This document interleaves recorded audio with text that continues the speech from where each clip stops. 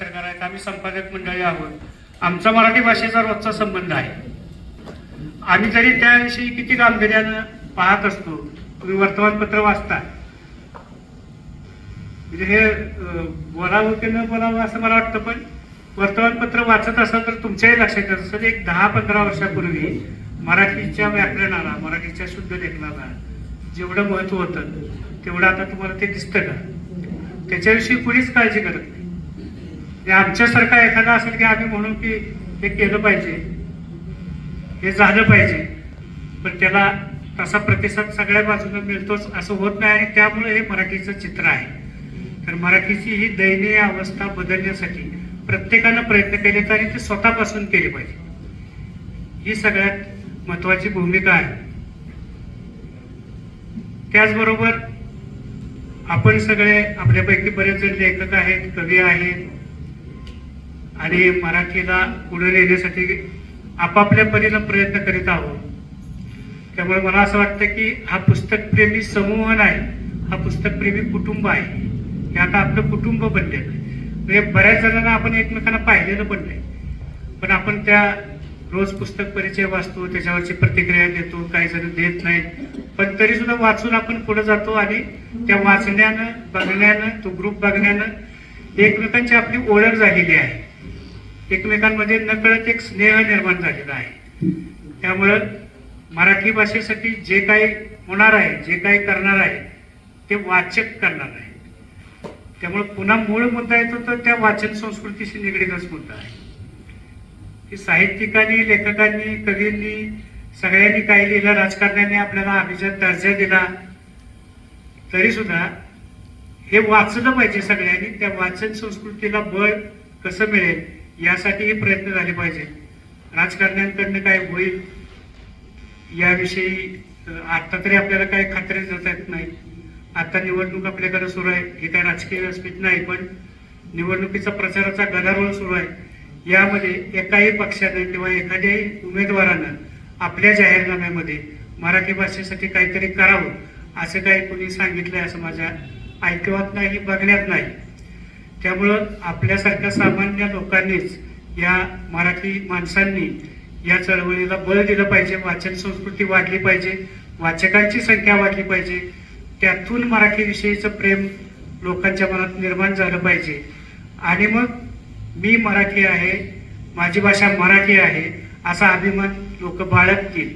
आणि मग जे आपल्याला सरकारचं बळ मिळणार आहे त्यातून आपण मराठी भाषा ही आटकेपार नेऊ. साताऱ्यात मराठी साम्राज्याची सत्ता असताना आपण आटकेपार गेलो होतो, आज आपण इथं साताऱ्यात बोलत आहोत. त्यामुळं ही मराठी भाषा पुन्हा आटकेपार जावी यासाठी आपण आपल्या सगळ्यांनी खारीचा वाटा उचलूया एवढी अपेक्षा व्यक्त करतो आणि थांबतो. धन्यवाद. तुम्हाला असं वाटलं असेल की मी आता बसून का बोलते, वय झालंय, माझा अनुभव जास्त, असं काही नाही आहे. शंतनू बरोबर वाईला आम्ही खेळायचो आणि त्याच्यानंतर एकदम फोटोतच बघायची वेळ आली. त्याचं खूप वाईट वाटतं. त्यांनी जे नाटक केलेलं होतं ते खरं बघायचं होतं, पण नाही मिळालं बघायला. कोणीतरी मग अशी सत्र सुरू व्हायची आणि म्हणलं आधी जीवूया का, मला खूप बरं वाटलं. त्याचे 2 कारण. एक म्हणजे जेवल्याच्या सत्रानंतर बोलणं खूप सोपं असतं, कारण लोकांचं लक्ष नसतं, कारण चिंतन करत असतात. पण आता या सत्रातलं माझं शेवटचं मी बोलणार आहे. तर मला असं बरेच वेळा प्रश्न पडतो की माणसं इतकी शेवटपर्यंत एखाद्या कार्यक्रमाला कशी बसतात. ते सातारचे आहेत म्हणून बसतायत का? असतील कदाचित.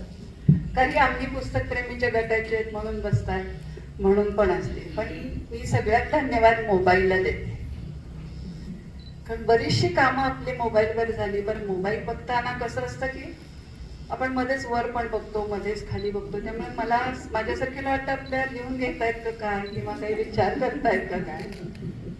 असं एकदम यांनी एकदम शरद पवार पंतप्रधान असं सगळं सनसनाटी केलं. मला पण बरं वाटतं, म्हणजे जागे झालो आपण सगळे. मग चिटणीसांनी कथा बीज दिलं पाहिजे असं काहीतरी बोलले, छान वाटलं. आता आपण काय बोलायचं असं माझ्यापुढे मोठा प्रश्न पडला. इथे येण्याची खूप महत्वाचं कारण म्हणजे अश्विनीताई इथे भेटणार होत्या, ज्या पुण्याला मला भेटल्या नाही आणि माझं धाडस झालं नसतं, कारण तेव्हा तिथे मी त्यांना एकटीला भेटले असते. त्यांनी फोनवर माझ्यासारख्या एका नवीन क्षेत्रात पाऊल टाकलेलं, म्हणजे बालसाहित्य लिहायचं असं मी ठरवलं आणि एका प्रकाशकाला भेटले. त्या प्रकाशकाच्या मार्गदर्शक आहेत आणि त्याने मला इतक्या प्रकारच्या त्यातल्या चुका सांगितल्या. हे इथे का, हे इथे का, याचा काय संबंध आहे, एकदम कुठे हे पात्र इथे आलं. मी गार झाले आणि माझ्या नातवाला अतिशय आनंद झाला की आपल्या आजीला कोणीतरी बोलतंय आणि दुसरं म्हणजे मराठी भाषेवरनं बोलतंय. तो म्हणता आता बघ, म्हणजे आता तुलाही दुरुस्त करायची वेळ आलेली आहे, तेव्हा तू आता जाशील तिथे बोलशील, ते काय बोलशील याचा विचार कर. तर हल्लीची मुलं म्हणजे या सगळ्या भाषेशी संबंधित आहेत म्हणून सांगते. जी गोष्ट मी मागच्या रविवारी पण सातारला सांगितली ती सगळी सांगणार नाही. म्हणजे आजकाल गोष्टी सुद्धा खूप विचारपूर्वक लिहाव्या लागतात. म्हणजे चलरे भोपळ्या टुणूक टुणूक ही गोष्ट सांगताना माझा नातू म्हणला म्हातारी वेडी होती. त्याच्यामध्ये मला असं वाटलं तो माझ्यावर पण आरोप करतोय. तर म्हणलं मी पण त्यातच आहे. हो म्हणला, तुझे केस पांढरे झालेत, लोक 4 ठिकाणी बोलायला बोलवतात, तर तुला लोकांना वाटतं तुझे केस पांढरे झालेत म्हणजे तू चांगलं बोलशील. तर म्हणलं मी ती गोष्ट तुला सांगते, अजिबात सांगू नको. सगळी म्हातारी लोक ही गोष्ट मला बिलकुल ऐकायची नाहीये, वेडी असतात. तर म्हणलं अरे का रे, अगं तिथून जर वाघ येणार होता तर आजी मी तिथून यायचंच कशाला ना. मी गोष्ट एवढ्यासाठी तुम्हाला सांगते की दर्जा म्हणजे हे सगळं ठीक आहे, पण आता आम्हाला जे काम करायचंय ना ते मुलांवर काम करायचंय. धरून चला की ती इंग्लिश माध्यमाच्या शाळेत जातात, कारण आता इतकं ते पुढं गेलंय ना की आमची मुलं कुठे जातात, आमची नातवंड आमच्या ताब्यात नाहीत हो, त्यांचा आईबाप निर्णय घेतात, या सदराखाली आम्ही मंडळी सुटतो. पण आता आम्ही मोठे झालो त्यामुळे आमच्या मुलांनी काय विचार करावा त्याच्यावर आमचं बंधन नाहीये. त्यामुळे जी श्यामची आई वाचून एकेकाळी आम्ही रडलो, आता मुलं असा प्रश्न विचारतात श्यामची आई मी वाचणार नाही. अत्यंत आपण त्या श्यामची आईने आजही घायाळ आहोत. पण मुलगा जेव्हा असं उत्तर देतो मी श्यामची आई वाचणार नाही, मला नाही आवडत, आजकाल माझी आई इतकी आहे का हळवी की असं म्हणणारी श्याम पायाला लागलेली धूळ पुसता येईल पण मनाला लागलेल्या धुळीचं काय, माझी आई मला 2 धपाटे देते. माझा थोडा राग आला त्या मुलाचा, पण खरं पण आहे.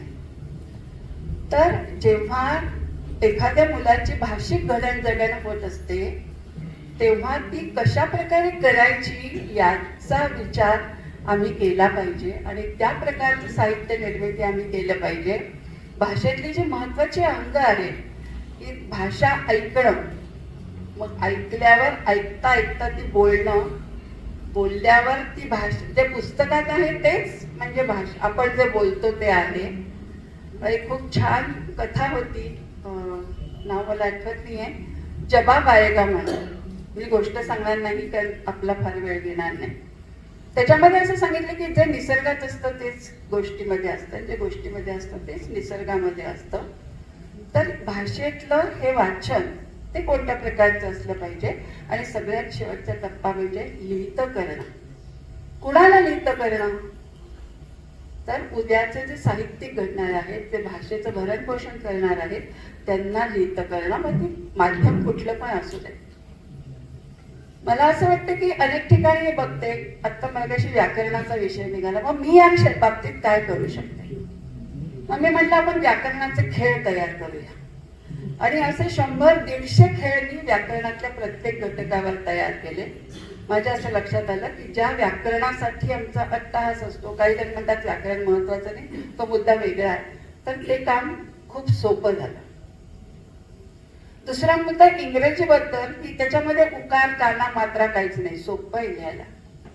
पण मग सोप्या पद्धतीने हसत खेळत कसं शिकवता येईल ते मी एका शाळेत पाहिलं.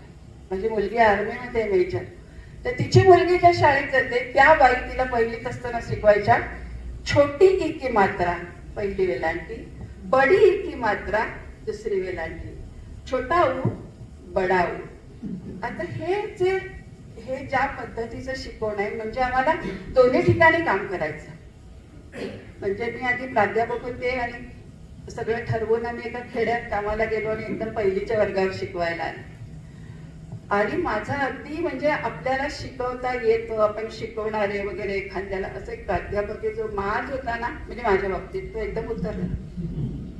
तर जेव्हा मी एका छोट्या मुलाला विचारलं तू काय वाचतोस, तर ते माझ्या डोक्यात होतं ना की लायब्ररी असते, खूप पुस्तकं असतात, अमुक असतं तमुक असतं. अजूनही जोपर्यंत खेड्यापाड्यामध्ये पाठ्यपुस्तकच जातं आणि त्याच्याकडे मूल फारसं लक्ष देत नाही, तोपर्यंत मराठीची चिंता करायचं अजिबात कारण नाही. जोपर्यंत मुलांना शेतावरची गाणी येतात, जोपर्यंत मुलं निसर्ग वाचतात, जोपर्यंत मुलं आपल्या आईबाबांजवळ तिथे असतात, जोपर्यंत संध्याकाळच्या वेळी देवळामध्ये जाऊन एकत्र बसून काही बोलतात ऐकतात, तोपर्यंत मित्रांनो खरंच चिंता करू नका. कारण त्या मुलांनी मला जागेवर आणलं. मी त्याला म्हणलं आपण तू काय वाचतोस, तो माझ्या तोंडाकडे बघत राहिला. काय वाचतात तुला माहित आहे? तर परत तो तसाच इस्त्री केल्यासारखा चेहरा. मग मी म्हंटल अरे पुस्तकं नसतात का, खूप असे कागद असतात, त्यावर लिहिलेलं असतं, मग गोष्टी असतात, कविता असतात. तरी तो शांत. शेजारी एक झाड होतं, तो मला म्हणला हे काय आहे? म्हटलं हे झाड आहे. निदान अरे मला तेवढं तरी माहितीये, असं मी मनात म्हटलं. मग म्हणलं याचं नाव काय? माहित नाही. याला मोहर कधी येतो? नाही रे मला माहिती. याच्यावर कोणती पाखरं येतात? नाही माहिती. याचा उपयोग काय? नाही माहिती. मग तो म्हणला जसं तुम्हाला हे वाचता येत नाही ना, तसंच मला पण तुमचं पुस्तक वाचता. म्हणजे वाचन शब्दाचे अर्थ आम्हाला बदलले पाहिजे. माणसं वाचता येणं, निसर्ग वाचता येणं, पशु पक्षी प्राणी सगळं वाचता येणं, त्यांचं जीवनमान वाचता येणं, त्यांचं जगणं वाचता येणं, की ज्यांनी आम्हाला समृद्ध केलं. म्हणून बहिणाबाई चक्की म्हणते कवयित्री, अरे घरोटा घरोटा तुझ्यातून पळे पिठी, तसं तसं माझं गाणं पोटावरतून येतं. म्हणजे हे वरवरचं नको आहे. जे आम्ही वाचतो, जे आम्ही लिहितो, ज्याच्याबद्दल आम्ही बोलतो, ते असं आतून आलं पाहिजे, तर ते कायमस्वरूपी टिकेल. अभिजात शब्दाबद्दल सगळे जण बोलले, म्हणजे ते दर्जा मिळाला वगैरे सगळं झालं. मूळ अभिजात म्हणजे काय? अभिजात संगीत आम्ही म्हणतो, अभिजात साहित्य म्हणतो, अभिजात कला म्हणतो.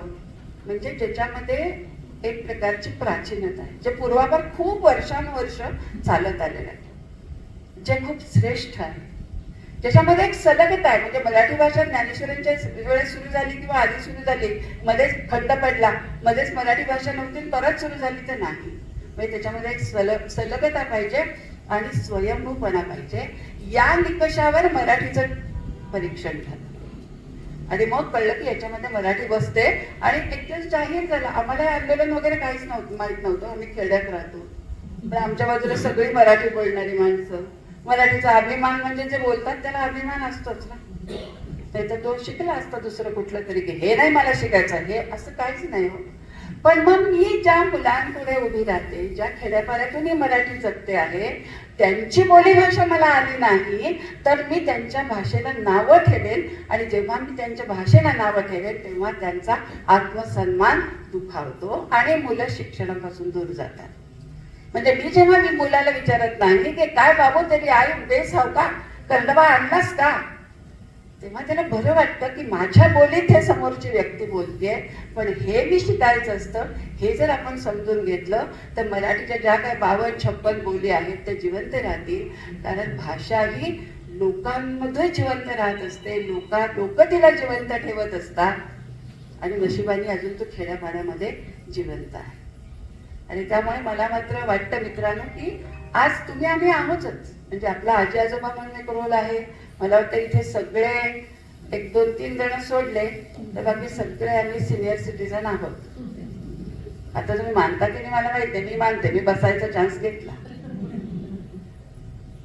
पण मग आम्हाला विचार केला पाहिजे या ठिकाणी, जसा आम्ही वाचायचा विचार करतो तसाच. ठीक आहे, सगळ्या महाराष्ट्रासाठी नाही विचार करू शकणार, पण माझ्या आजूबाजूच्या ज्या काही 15-20 शाळा आहेत, ती मुलं आहेत, त्यांच्यासाठी मी काय करू शकेन? कारण शेवटी एकच पंक्ती असते ना, तीच म्हणते की तिथला अंधार दूर झाला, मी प्रकाश दिला. तसं आपल्या पातळीवर जर आपण भाषेचा विचार केला. मागे एकदा तुम्हाला सगळ्यांना माहित असेल की शासन दरबारी भाषेचे 4 विभाग आहेत, माहित आहेत ना? बरं ठीक आहे, असू दे, भूक लागली. तर या म्हणजे हे विभाग वेगवेगळ्या पातळीवर काम करतात. मी राज्य मराठी विकास संस्थेमध्ये काम करत होते तेव्हा मला नवल वाटलं की मोडीचं भाषांतर आत्ताच्या मराठीमध्ये करतात. मग आम्ही आमच्या प्राचीन साहित्याचा गर्व करतो, गर्व बाळगलाच पाहिजे. अहो त्या काळामध्ये ज्ञानेश्वरांना वाटलं होतं की हिला तो दर्जा मिळाला पाहिजे, कारण समाज देत नव्हता. समाजामध्ये एक विशिष्ट भाषा एका वर्गाच्या हातामध्ये होती, म्हणून ज्ञानेश्वरांनी ती अमृताला जिंकणारी भाषा एवढंच नाही म्हटलं, तर संस्कृत काय देवानी केली आणि मराठी काय अशी तशी घडली हे ठणकावून सांगणारे लोककवी, लोकशिक्षक, लोकसाहित्यकार. म्हणूनच त्यांनी सांगितलं, लोकाधारे वर्तावे विश्व हे मोहरे लावावे. संवाद कौशल्य एका ओळीत सांगितलं, जे जे ये हृदयचे ते हृदय. त्याला वर्कशॉप घ्यायची गरज नाही. पण तिथपर्यंत आम्ही पोहोचू ते समजून घेऊन, मी मागे एका सभेमध्ये सांगितलेलं होतं की इंग्रजी भाषेची पर्यायी पुष्कळ पुस्तक असतात, 1, 2, 3, 4, 5, आणि त्यातलं कुठलं निवडायचं ही शाळा ठरवते, कारण अभ्यासक्रमाचा आराखडा तयार असतो, उद्दिष्ट तयार असतात. अशी मराठीची पुस्तकं का नाही? एकाच पुस्तकात सगळी खिचडी कशाला? ज्या टप्प्यावर मूल भाषा शिकते त्याला त्याच्या आजूबाजूची भाषा शिकू देना, त्याच्या आजूबाजूची भाषा त्याला लिहिता येऊ देना. आणि मग शेतीतून निर्माण होणारी जी भाषा आहे की जी मुलाच्या जवळची आहे, उसाचे शब्द वेगळे, आमच्याकडच्या नाचणीचे शब्द वेगळे, नारळाचे निगडीत असलेले शब्द वेगळे, केवढी समृद्धता आहे, केवढी समृद्धता आहे. ही समृद्धता जेव्हा आम्ही मुलाला जाणवून देऊ, अर्थातच ती मी त्याच्याच भाषेत सांगणार. मग मुलाला असं वाटेल, अरे बोलावे मराठीत, जगावे मराठीत, अशी तशी ही भाषा नाहीये. तेव्हा मित्रांनो, मला असं वाटतं की हे शिक्षणामध्ये आलं पाहिजे, मुलांच्या संदर्भामध्ये आलं पाहिजे. साहित्य निर्माण होतं त्या साहित्याच्या संदर्भामध्ये आलं पाहिजे. आपण जसे अनेक जण एकत्र येतो त्या संदर्भात आलं पाहिजे. मी शेवटचं एक उदाहरण देऊन थांबणार आहे, पण खरंच कोणी मोबाईल बघत नाहीये. ते उदाहरण असं आहे की परवा म्हणजे बरेच दिवसापूर्वी मी गाडीने पुण्याकडे येत होते आणि आमच्या बरोबर एक कॉलेज शिकणारी इंजिनिअरिंगची मुलगी होती, मराठीच होती, आणि पुलंचं असामी लावलेलं होतं. आणि आम्ही खूप हसत होतो, म्हणजे ड्रायव्हर सुद्धा हसत होता, माझ्या पुढे बसलेले हसत होते, मी हसत होते, आणि ती खूप त्रासली होती. तशी म्हणलं, तुला आवडलं नाही काय? आवडलं, पण काय समजत नाहीये हो ते विनोद. कदाचित तिचं बरोबर आहे ना. म्हणजे आज आम्हाला जे वाटतं की पुलं माहीत पाहिजे, हे माहीत पाहिजे, ते माहीत पाहिजे, ते माहीत पाहिजे, दयापवार माहीत पाहिजे, पण ही सगळी पिढी या साहित्यापासून तुटली आहे. त्यांना जर साहित्य जवळ आणायचं असेल तर आम्हाला काम करायला पाहिजे. त्यातलं एक काम थोडं जे मला वाटलं ते मी सुरू केलंय. अश्विनी ते बसले आहेत तर त्यांनी माफ करावं की आपली जी जुनी भाषा आहे, जे सगळे संत होऊन गेले, गाणं छान वाटतं ऐकायला. मध्ये आम्ही मॉरिशसला गेलो होतो, तिथे मराठी भाषा शिकवली जाते 5वा विषय म्हणून, आणि त्या मुलांनी कोकणातलं बाला नृत्य केलं. म्हणजे आमच्या इथे करतात त्याच्यापेक्षा छान. माझ्याकडे आहे, आपण याच्यावर दाखवता येत असलं तर बघूया. त्यांना ती भाषा कळत नव्हती, त्यांना त्यातला अर्थ कळत नव्हता, पण त्यांना तो ताल इतका आवडला आणि जे त्यांनी नाचायला सुरुवात केली, अक्षरशः सगळ्या संमेलनातला उच्चांक तो. कारण लोककलेमध्ये आपण रमणारी माणसं, तर ती भाषा काय करता येईल. मध्ये मी रामदासांचं आत्माराम पुस्तक वाचायला घेतलं, म्हटलं बापरे हे किती अवघड आहे, किती अवघड आहे. त्याच्यावरचं प्रवचन पण वाचत होते, म्हटलं हे सुद्धा खूप अवघड आहे. मग काय करूया, माशीच शिवथरगडात जाऊन बसले ते, आणि म्हणजे साक्षात्कार वगैरे झाला का नाही असं काही म्हणणार नाही, पण तरी सुद्धा मला असं वाटलं की आपण आत्ताच्या मराठीत का नाही येते सांगू. म्हणून मी पहिल्या तिथल्या 5 ओव्या घेतल्या, त्याचा मराठीत अर्थ घेतला, आत्ताच्या संदर्भात त्याचं थोडंसं विवेचन केलं, आणि आत्ता मराठीत ही ओवी असती तर कशी असती असं त्याचं रूपांतर केलं. आणि मला माहित नाही कसं ते 186 ओव्यांचं करून झालं. आणि मग मी जेव्हा एखाद्या थोड्याशा कॉलेजवरील मुलाला सांगेन, अरे हे वाचले छान आहे, आपल्याच भाषेतले, तेव्हा त्याला बरं वाटेल की त्या भाषेशी पण माझं नातं आहे. म्हणजे दर्जामध्ये तिच्या जन्मापासून ती जशी जशी वाढत गेली, त्या सगळ्या टप्प्यावरची भाषा बदलत गेली, त्या सगळ्या भाषेशी नातं जोडणं हे आमचं काम आहे. मग ती ज्ञानेश्वरी असेल, ते नामदेवाचे अभंग असतील, अजून काहीही असेल, तर आम्ही नुसती टीका करून आम्हाला नाही चालणार की मुलं वाचत नाही. मुलांना काय हवंय, मुलं कुठल्या जगात आहेत, कुठल्या आव्हानांना तोंड देत आहेत, हे समजून जर आमची साहित्य निर्मिती झाली तर मुलं नक्की वाचतील. कारण मुलांना वाचायला आवडतं आणि वाचन मग किती प्रकारचं असतं ते सांगितलं तर मुलं लिहायला लागतील. जो अनुभव मी आमच्या शाळेमध्ये घेतला आणि तो अनुभव मला इतकं शिकवून गेला की एका मुलाला विचारलं, नेहमीचा शाळेतला निबंध तुला कोण व्हावंसं वाटतं? मग आम्ही सांगतो इंजिनियर, डॉक्टर, वकील. शिक्षक कुणीही म्हणत नाही. मंत्री, आमदार, पंतप्रधान सगळं सांगतील, मध्ये शिक्षक येतच नाही. तर त्या मुलांनी लिहिलं तर मला सूर्य व्हावंसं वाटतं. जो अत्यंत गरीब वगैरे हे सगळी, त्यांना नको आपण लेबल लावायला. त्यांच्यात किती कल्पना शक्ती आहे, किती निर्मितीची क्षमता आहे, हे जोपर्यंत त्याला त्याच्यासाठी भाषा वापरायची असते, हे जोपर्यंत त्याच्या लक्षात आणून आम्ही देत नाही तोवर 10 निबंध लिहून झाले, क्रिएटिव्हिटी सुरू. त्यांनी त्याच्या निबंधामध्ये असं लिहिलं तर की माझी आई शहरातल्या बाया घालतात तसं तिच्याकडे चिरगुट नाही, म्हणजे कपडे नाही, स्वेटर नाही, पण मी जर सूर्य झालो तर मी आकाशात प्रकाश देईन आणि माझ्या आईला थंडी नाही वाजणार. आणि दुसरं त्याने कारण दिलं तर जे पाऊस पडल्यावर माझ्या आई लई भिजते, ती काकडायला लागते. मी जर सूर्य झालं तर मी ती शेतात काम करेल तेव्हा पडणारच नाही, मी रात्रीचं पडेल. आता इथे हे माझ्या कधीही लक्षात आलं नव्हतं. माझ्या दृष्टीने सूर्य प्रकाश देणारा ग्रह अमकं तमकं सगळं होतं, पण त्याच्या दृष्टीने त्याच्या गरिबीशी पेक्षा त्याच्या संवेदनशीलतेशी नातं जोडलेलं होतं. मित्रांनो, आपल्याला भाषा ही संवेदनशीलता निर्माण करण्यासाठी, ती वाढवण्यासाठी, त्याच्यामध्ये जागरूकता आणण्यासाठी वापरायची आहे असं मला वाटतं. धन्यवाद. खूप खूप धन्यवाद रेणुताई. भाषा कशासाठी असावी याचं इतकं सुंदर उदाहरण देऊन तुम्ही सांगितलं आहे. 2 सत्कार राहिलेले आहेत आपले, तर मी अश्विनी ताईंना विनंती करते. संध्या चौगुले, हिरवाईसाठी प्रसिद्ध असलेल्या साताऱ्यातील.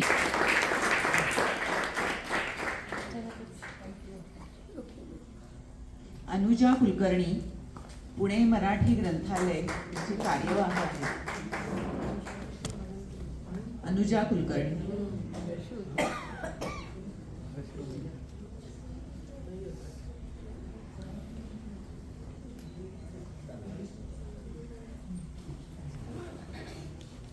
Thank you so much.